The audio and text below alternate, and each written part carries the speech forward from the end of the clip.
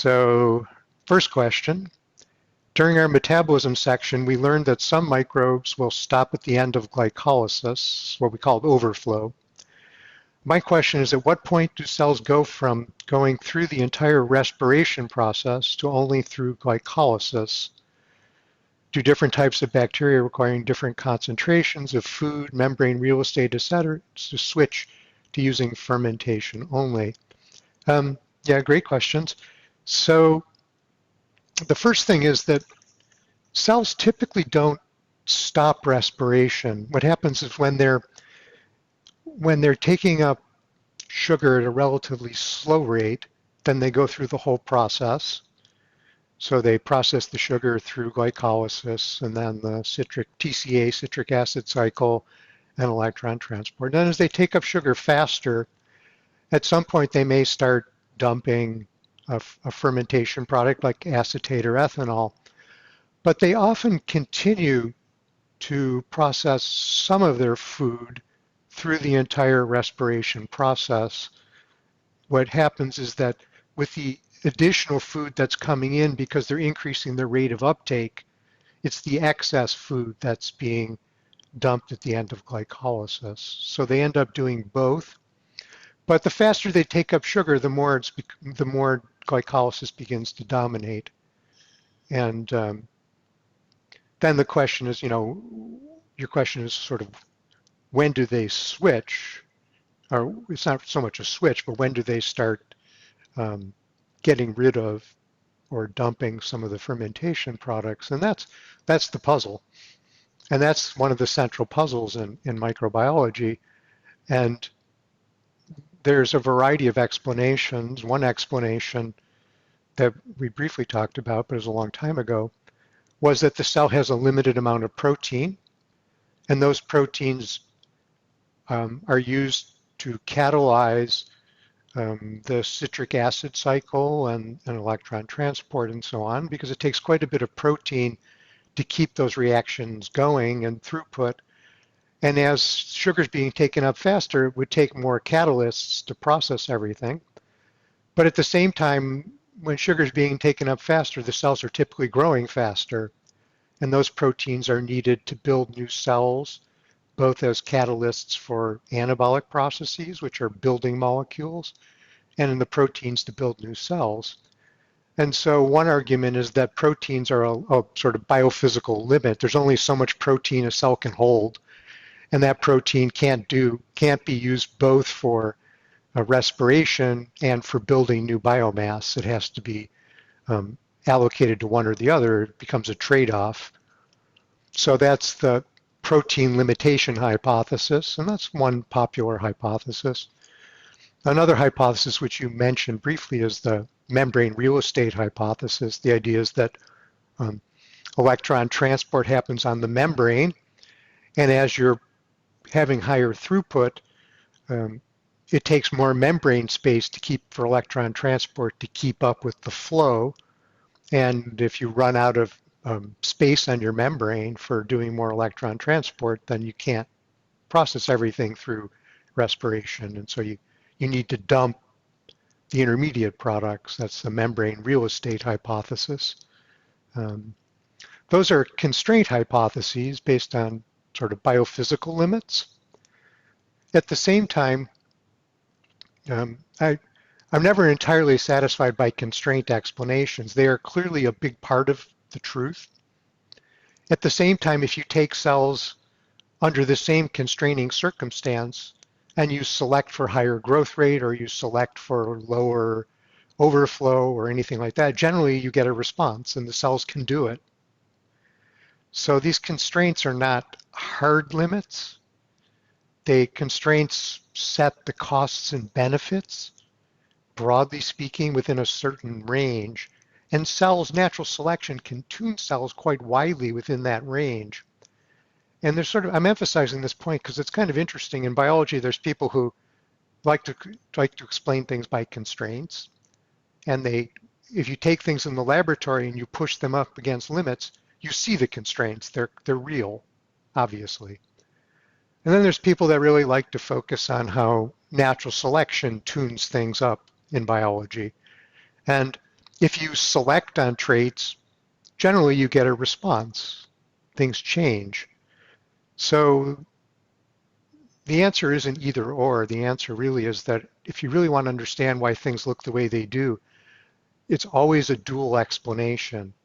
It's always a combination of biophysical limits, obviously, but biophysical limits obviously also don't explain the way biology is, because if it was just biophysical limits, everything would just be in maximum entropy and they would just, it would all be in gases. So I think that dual view is something that's extremely obvious when you say it, or when somebody says it. Well, yeah, of course. But when you actually listen to people and you watch people, how they go about, how they explain things, there's a real tendency for people to go one way or the other. And I think you could almost say one of the real arts in evolution is to be able to see both sides simultaneously. And there's in the history, some people asked about how you learn things. In the history of evolutionary biology, there's a long history of one side or the other dominating the discussion, periods where people really focus on constraints and don't think natural selection is very important, and periods where people try to explain everything in terms of natural selection. And it's a bit like, there's a cycle historically. Things tend to swing one way or the other over time. But I think the key is to really be able to see both sides. So that's a long answer, but it's a good question because it raises a lot of points and it touches on things that other people also asked. So that thing you just said, that if it was all just biophysical limits, then it would all just be gases. Doesn't that conflict with the view that nothing happens except for the things that are dictated by the second law? Isn't in some way the biophysics there like a consequence of the universe, not like biology doing something special? No, biology operates within the second law. I mean, the reason why everything doesn't just, this is a long-standing, huge literature, so-called puzzle in biology. I don't consider it a puzzle, which is, does biology violate the second law of thermodynamics? Because obviously biology is the creation of order out of disorder. But everything that organisms do is consistent with the second law. Basically, the sun is the driver, right? The sun is providing a huge amount of negative entropy. If you remember, I showed you those quotes from Boltzmann and Schrodinger telling you that don't think of food as energy. If you think of food as energy, you're just wrong. Food is negative entropy. And so you take up negative entropy, and now you've got a lot of gradient to work with. As you transform that negative entropy into entropy, you can capture some of it and transform the type of negative entropy, which is order. And so what you do is you take up food, which has order, and you transform the order in food to other types of order. Along the way, you dissipate some of the order. And this book by Atkins is by far the best book I've ever seen. It's called The Second Law, and he's one of the great textbook writers for chemistry. He's a physical chemist, and he really shows how pretty much everything that's sort of interesting in the universe is a consequence of this transforming negative entropy into entropy, but also transforming some of the order into other kinds of order and how that works. So again, this is something that's raised over and over and over again as a puzzle. Do organisms violate the second law of thermodynamics? The answer is no. And but it's important to get in your mind because it's if you like the physical point of view in biology, then everything that you're interested in is basically a manifestation of the second law. And you need to understand why organisms seemingly violate the second law But what they're doing is, again, transforming a certain kind of order into other kinds of order. And along the way, they're dissipating um, some of that order, which allows them for things to go forward. So that's what life is. It's the dissipation of order. But it's not just the so burning combustion is the rapid dissipation of order. Right? If you take food and you burn it, then you release a lot of heat. If you take food and you put it through an organism, you're burning the food because you're oxidizing it. It's the same thing, but you're doing it in a very controlled way that allows you to use that that negative entropy to do a lot of things. Um, this is something I only just learned myself in the last few months, and it sort of was a real, every now and then, I think one of the great things about being able to be a scientist, every now and then something happens and it just totally twists your head around, and it's like, whoa. And after all these years, I finally can say, I can't say I understand biochemistry, but I intuitively have a sense of what it means. And it's really not much more than I just said. And I didn't really ever, if somebody had told me that before, I would have said, well, that's consistent with what I kind of understood, but I never internalized how it really works and how it shapes the world. And, something I've said a lot in this class, there's a lot of things that are known but not known. We all are like that. We all know lots of things, but we don't really know them. And we don't own them. And so this is one of the concepts that's really worth owning, because for me, it just is a real transformational to be able to really have command of that.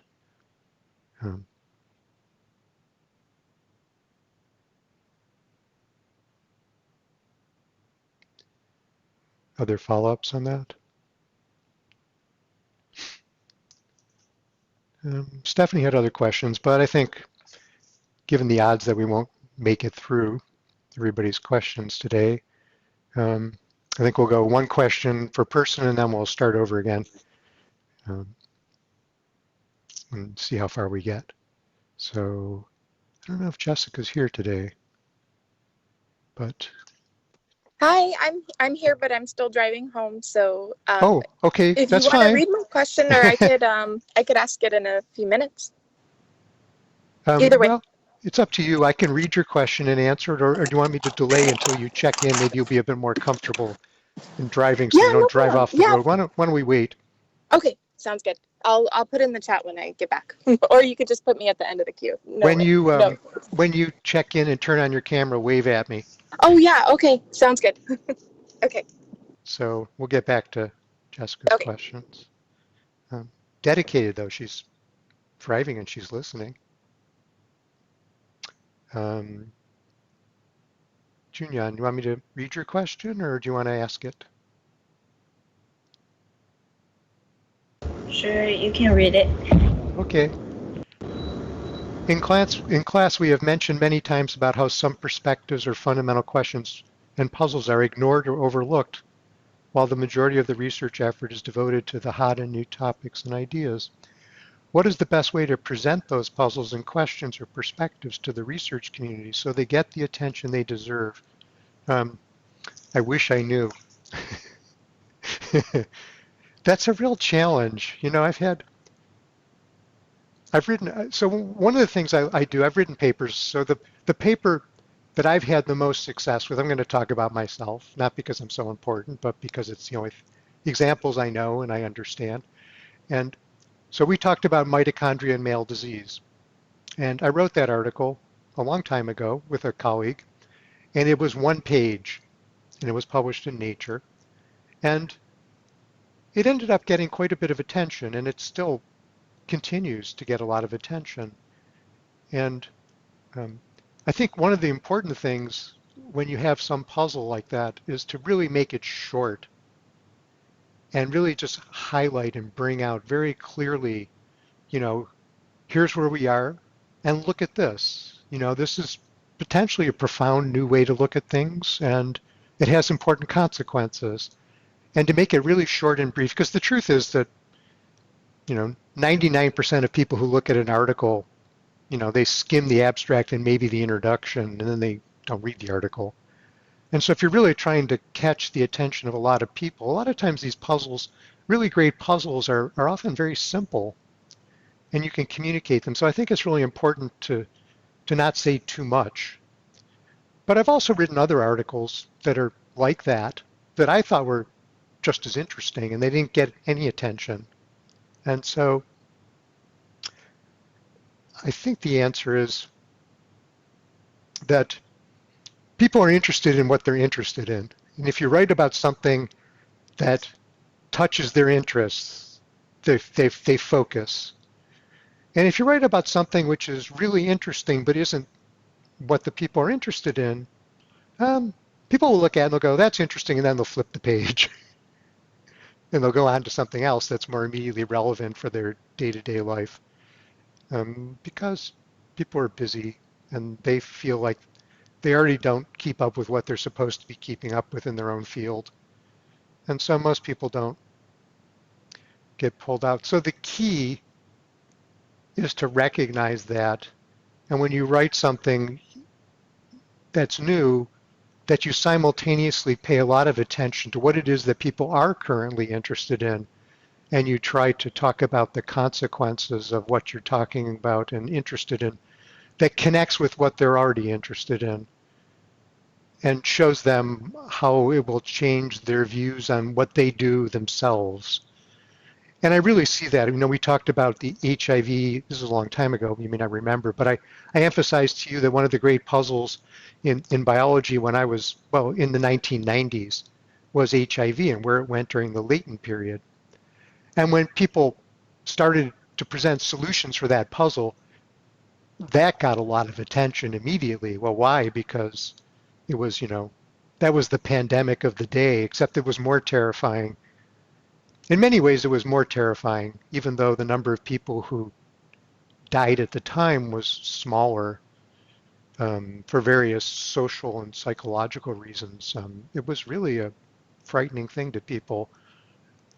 And it was a really profound biological puzzle. Remember, the puzzle was the latent period. People got infected with HIV, and then for 10 years, there was almost no virus in their blood. And then 10 years later, they would start to get immunodeficiency symptoms. Where did the virus go?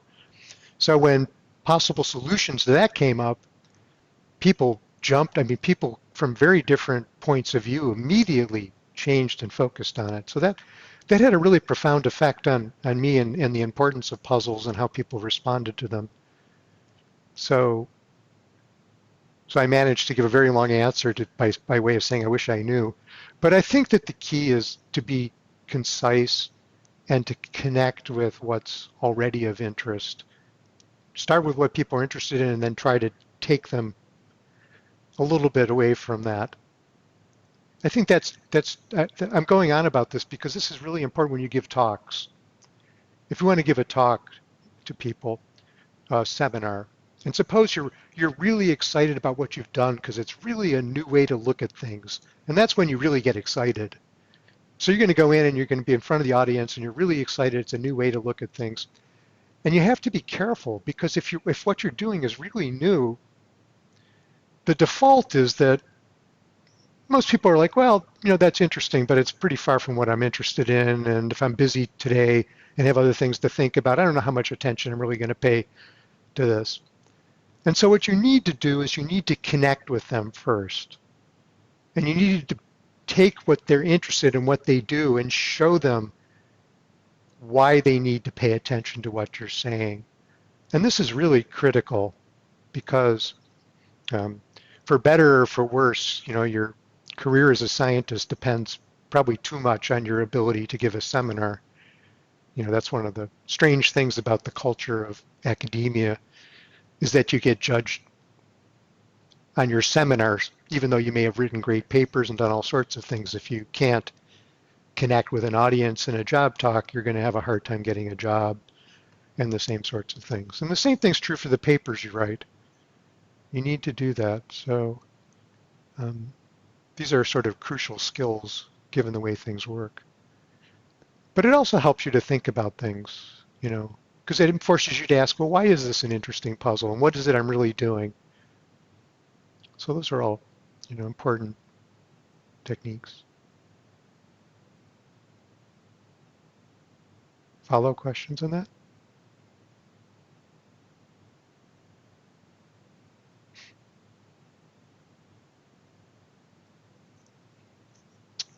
Okay, we'll go on. If you have something to say that you want to say, interrupt, but otherwise we'll just keep going. So Jonathan R., do you want me to read it or do you want to?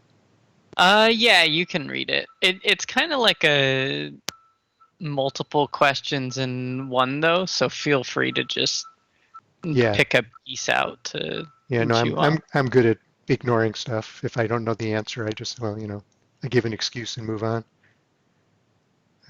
Actually, I don't know the answer to any of these questions, but we're doing the best we can.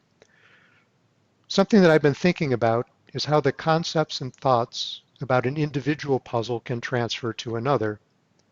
To this end, I have considered the topic of somatic mosaicism as a treatment strategy for mitochondrially derived diseases. Rather than completely eliminating the mitochondria from the mother in mitochondrial replacement therapy, what if after the first cellular division, one cell was given a donor mitochondria? This way, the individual would retain the original mitochondria, but additionally have a non-defective version as well. Could this therapy resemble a type of mosaic advantage similar to heterozygote advantage? And what ways is somatic mosaicism different from heterozygosity? So the answer is yes. Could this therapy resemble a type of mosaic advantage similar to heterozygote advantage? It could. And so your analogy, you answered your original question. You transferred the problem of somatic mosaicism into the problem of hybrid advantage, hybrid vigor, and you're right that it could work. And then how is it different? And so that's an interesting question, kind of a little head twister. I think the way what really strikes me about that question that's really interesting, that's a general problem, is that it forces you to think about the scale of the phenotype. So if the phenotype is a tissue property, so think about a tissue that secretes a hormone, then the behavior of individual cells isn't really the central issue, because the effect of that hormone is really a consequence of the tissue's function. And since the function's at the tissue level,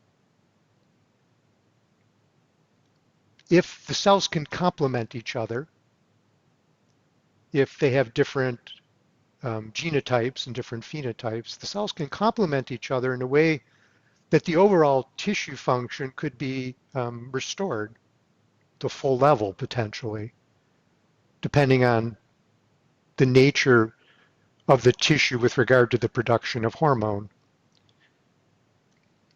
On the other hand, if the phenomenon of interest is really cellular, like DNA repair, you're not going to get complementation between cells on that.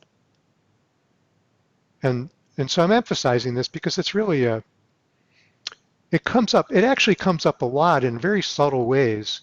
We see this a lot in, well, actually, when I was thinking about mosaicism, one of the things I emphasize when I talk about mosaicism, if I give a seminar and I talk about mosaicism, is that you really need to know the origin of the phenotype and the origin of disease.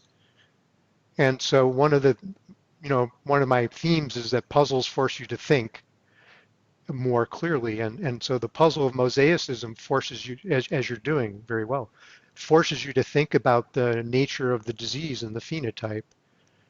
And so diabetes is very different from cancer. Cancer is complicated because we sort of have a notion that cancer starts with cells misbehaving, but cancer is also a property of tissues. And this is one of the great controversies in cancer research, is really what's the right scale. So people that are more organismally inclined and physiologically inclined, they kind of hate the emphasis on genes alone in cancer. They feel like that really misses a lot, because if you look inside somebody's body, it's a disease of tissues, really. And so they really dislike the idea that you can explain everything by genes when they really see that it's a misregulated tissue. On the other hand, the geneticists can really show very strong correlation between individual mutations and disease. And the answer is that both are right. And the connection, the glue, is a consequence of the kind of question you asked. You need to really think about exactly the phenotype that you're interested in and exactly the scale at which it's determined. And this, I think, in particularly for biomedical problems, is to me one of the things that isn't in people's minds that should be. It should be really front and center in your mind. I really saw this with neurodegeneration. Remember I talked about neurodegeneration and how when I first became interested in mosaicism and I tried to write about it, the neuroscientist who reviewed my paper thought this was the dumbest thing he'd ever heard, he or she, I don't know, the dumbest thing that they had ever heard. And now it's a fairly widespread idea. It was the dumbest thing because the idea that single cells were really the locus by which you should focus in the formation of neurodegeneration made no sense at all, since neurodegeneration is a disease of the brain. It's not a disease of a cell. But that's no reason, but the same thing's true of cancer, but cancer can start from a very small number of cells, right? And so the scale is really crucial, and it's for some reason it tends not to be front and center. And it can often be the solution that's sort of missing for certain things. Yeah.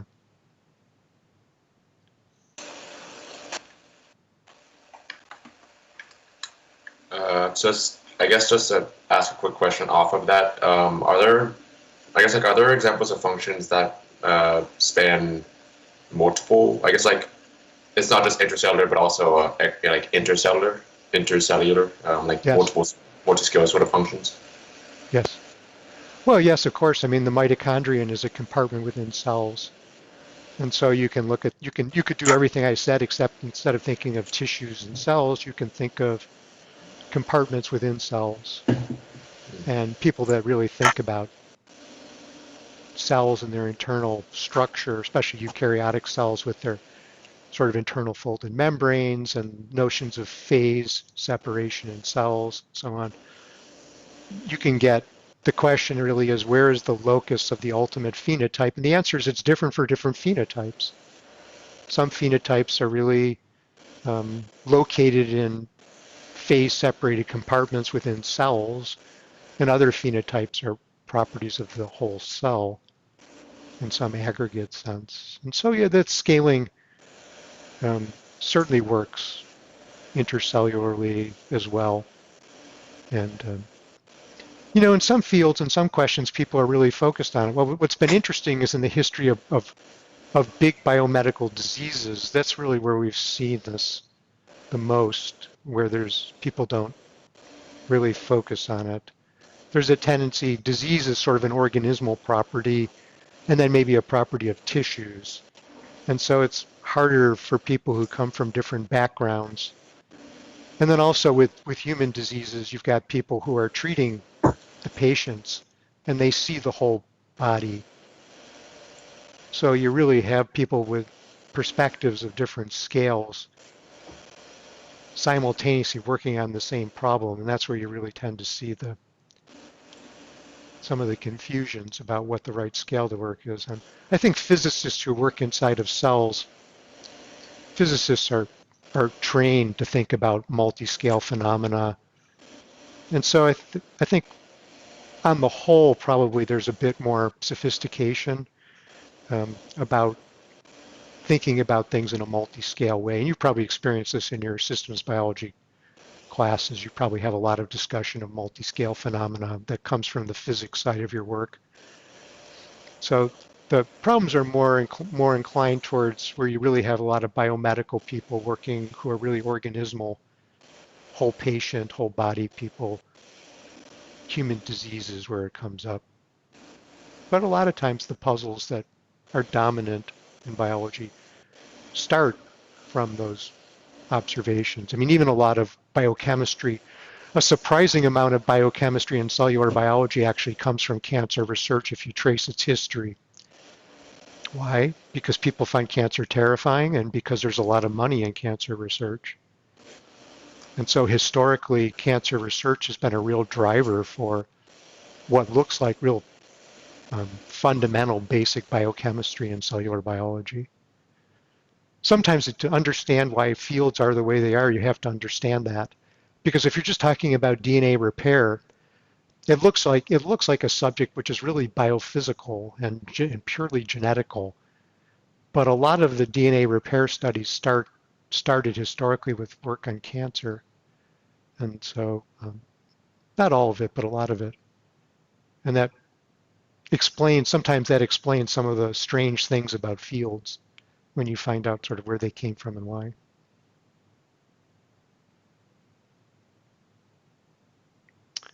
I see the return of Jessica, so if we're ready to move on, we'll get on to your question. Do you want to ask the question, or do you want me to read Sure. it? I'll ask it. That's great. Okay. So recently I was reading this article about how one of the outcomes of the success of 23andMe is that they found that that a lot of people are actually living with undetected chromosomal anomalies. They use an example of uniparental disomy, where people inherit 2 copies of some chromosomes from the same parent. And the interesting thing about this was that the article made it sound like this is something that traditionally was thought of as being bad, and that it would lead to a lot of complications. But what they found is that it has a lot more prevalence than what we used to think, and so where it doesn't actually cause problems. And this made me think of the first discussion that we had about the paternal transmission of the transmission of paternal mitochondrial DNA. And when we were talking about that, we were talking about how the people that were involved in the study were found at clinics because they had some issues that were related to that. So I was wondering if it's possible that that's actually also more prevalent than we would think. And so I guess that part is kind of an empirical question, because I'm just wondering if like it would always turn out so badly that they would always have problems, or maybe it is more common than we think. And then the second like fun question I had for you or for anyone else was like, if you had access to all 23andMe's data, and you could like look for one anomaly or one pattern or one trend or something like that, what would it be? Okay, those are great. For your first question, you answered it, because the answer to the mitochondrial problem is it's an empirical question. And so the answer could be either way, I think. It could be that it's rare, it's very rare, and that it got picked up.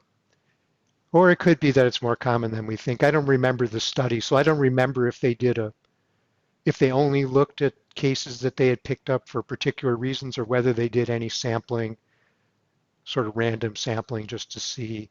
But for very rare things, that's difficult. I mean, you would need a huge random sample to get an estimate of currently it's called leakage, because that assumes that it's rare. So the rate of mitochondrial paternal leakage, if it is low, you need a huge sample size to figure out what the right frequency is. But in a moderate sample size, if you took a moderate sample size, you could rule out that it's more than 1%, say, right? If you had a few hundred individual lineages chosen at random, you could rule that out. There's probably some data which is indirect, because mitochondrial genetics has been studied a lot. It's used for historical purposes, so for tracing natural lines. And so the question is, but but I don't know. I don't know if those data allow you to rule out leakage. Part of the question is, at what level do you decide that you've been fooled? Is 1% okay, but 5% is not, or is it 1 in 1,000 or whatever? So, but you're asking a good question. Your general question about how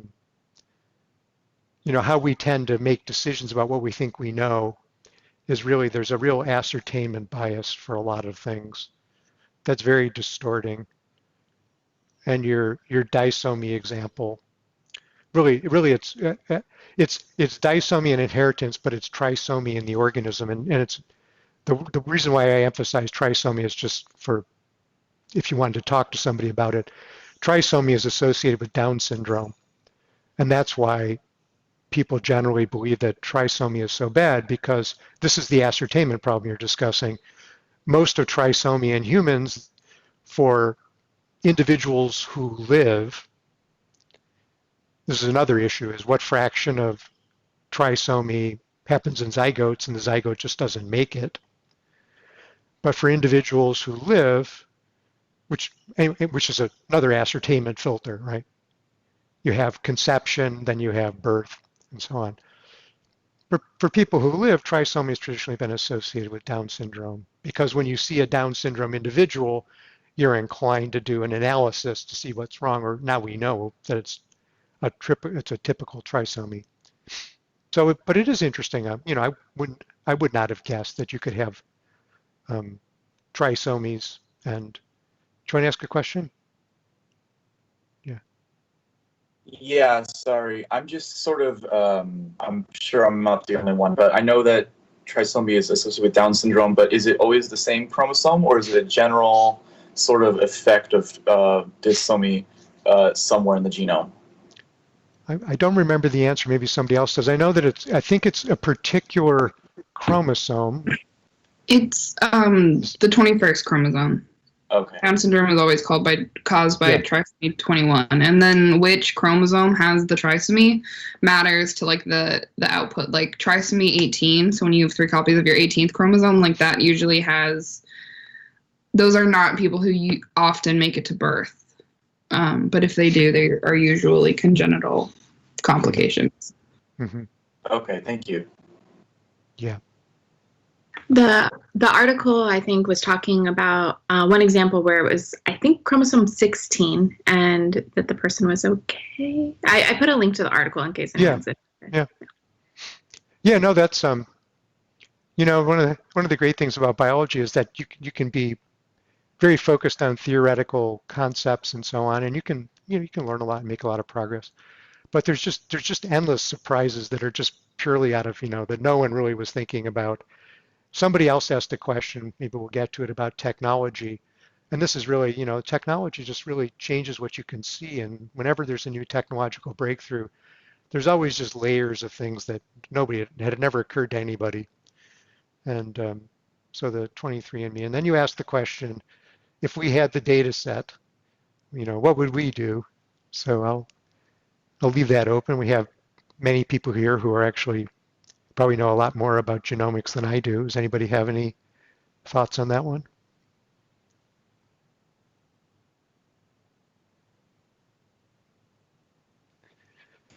If they can get like expression data, that would be really helpful too. Just like structural stuff with how it affects expression. That's a big thing right now. So correlating just genetic variance with expression levels. Yeah, or like if you have more copies or less copies, and the thing with like gene dosage balance and stuff. But there's already a lot of data like that, right? Though, but maybe not with genetic variants. I guess with 23andMe, you could really test some great hypotheses by looking for particular kinds of genetic variation. You could test a hypothesis that particular kinds of genetic variation are particularly important for expression levels. Yeah. But then you would need more than the genomics. You would need the person too. Yeah, you need like their tissues, their fresh tissues. Yeah. Yeah, I don't know if well, they keep the saliva, so I don't know if you could do it with the saliva. Yeah, or something that grows back at least. Yeah. Yeah. Maybe you can learn a lot about like mouth physiology by studying small molecules in the saliva or something like that. Yeah, actually, that'd be interesting. Well, you can probably learn a lot about the microbiome. I mean, your mouth is a busy place. I studied the oral microbiome for a bit, and I don't think you'd be able to look at that because a lot of 23andMe is like someone at home spitting in a tube and then it's at room temperature for like 3 weeks, and then they remember that they had 23andMe and they ship off like a room temperature bottle. So I think you'd have a lot of blooming. So I'm not sure how accurate that would be. Yeah. I think a lot of 23andMe is just data mining, and you kind of just look at the metadata that they gave you and look at the DNA and try to find some sort of correlation. So do you get much metadata though? Do people, I haven't done it. Are you supposed to write down all the things that are wrong with you? They ask for some things. I did it a while ago though, but they'll ask for some things. Of course, it's like what you're comfortable telling them. Yeah. Because they don't want to have like everyone's medical history, and a lot of people wouldn't want them to have that. But sure. You don't have to go into the details, but did you find any of the ancestry stuff? I mean, people find that interesting, but as far as the particular genes and the variants that you have, did you find any of that interesting? I'm just curious. Yeah, so I wanted to look at specific things. So like my grandmother had breast cancer, so that was like the reason I wanted to do it because of course. Luckily I'm okay. But it was more things like that. Like I wanted to see if I was more susceptible to, some diseases, but it was also some like fun things. Like they were like, "We think you're a brunette." And I was like, "Yes, I am." I would have never guessed looking in the mirror. But it was fun things like that. Can you get the genomic data? They'll just tell you like variants. But they won't give you the sequences. Diseases. No. They just give you the SNPs. They don't have like the whole genome data. Oh, they just do SNPs. So they're looking for things. They're not just sequencing. Is that right? Yeah, or 23andMe is just like SNP chip technology, but there are some other services where you can get like your whole genome sequenced to like 30x coverage or something like that with some long reads. How much does that cost? Like $1,000. I've seen like 600, or sometimes it's free, but you have to completely agree to give up your data to science and to companies. So it depends what you want to do. Yeah. Well. Yeah. Usually when you do that, though, you kind of have to, or some places will make you sign a contract that'll even just say, like, just so you know, we're not going to give this information to like insurance companies in the future if they start looking at your genomes to like raise the amount you based on your sequences. But they always insist on keeping your birthday, and your birthday plus your genome is basically like your driver's license. If they didn't have your birthday, it would be harder, but birthday plus genome is pretty identifying. But that's all. Anyway, thank you for all that information. I'm interested. I don't know how, let's see, you're not old enough. I was alive during the, when the Human Genome Project was happening, and so it's interesting to see how things have changed. The original first genome probably cost, I don't know, hundreds of millions or $1 billion. So I feel like this is kind of happening all over again with the microbiome. Like if you think of the original sequencing, it was so expensive, and now you can do it for like the American Gut Project for like $100. Yeah, this is, so we're going off on a tangent, but it's the last day, so we can do this. When the people first started sequencing things, and there was all this notion that there'd be personalized medicine and that we would solve all of the problems of medicine by getting your genome and so on. My wife worked on influenza for many years, and she worked on the vaccine development in influenza. And she said people would be going on about how the genome's going to solve this problem and solve that problem.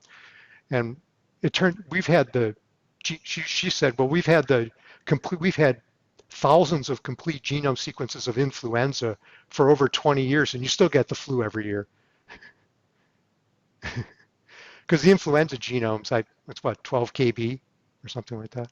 And so the influenza genome was sequenced, I don't know, decades before the human genome was sequenced. And it's been, there's I don't know, there must be millions of sequences now. And, well, I think the vaccine design has improved some, but still, you got a pretty good chance of getting the influenza. So we'll take a break.